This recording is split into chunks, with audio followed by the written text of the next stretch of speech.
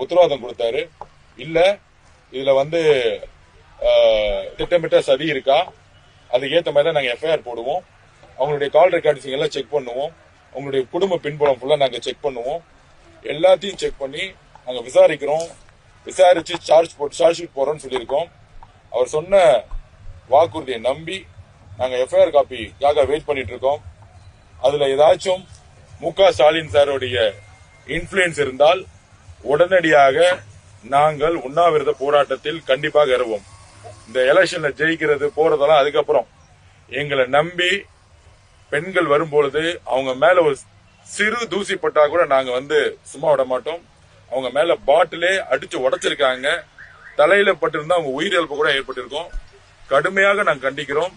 அதனால இன்றைக்கு FIR காப்பியாக wait பண்றோம். எங்களுடைய பிரச்சாரம் மீண்டும் வலிமையுடன் காலைல பர்மிஷன் வாங்கிட்டு எந்த வெஹிக்கிளும் யூஸ் பண்ணாம ரோட்ல நடந்து ஒவ்வொரு தெருவா ஒவ்வொரு வீட்டு விட நான் போவேன். அதை நான் பதிவு பண்றேன்.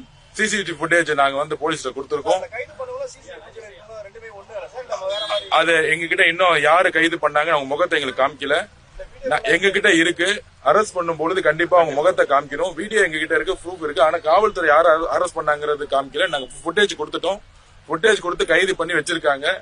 காலையில எல்லா விதமா நாங்க உங்களுக்கு எல்லாம் நீங்க என்ன சொன்னீங்களோ அதுக்கெல்லாம் நாங்க எஃப்ஐஆர் போட்டு நாங்க உங்களுக்கு தரோம்னு சொல்லியிருக்காங்க.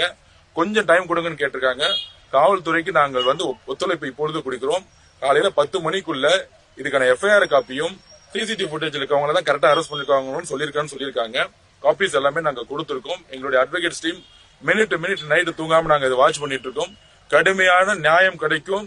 இனி தமிழக வெற்றி கழக தொண்டர்கள்ல பொதுமக்கள் மீது கை வைத்தால் கண்டிப்பாக தமிழக வெற்றி கழகம் எங்களுடைய உயிரை மீறி அவங்களை காப்பாத்துங்க நாங்க சொல்றோம். தேர்தல் அலுவலர்கள் என்ன சொல்றாங்களோ அவங்க 300 பேர் சொன்னாங்க.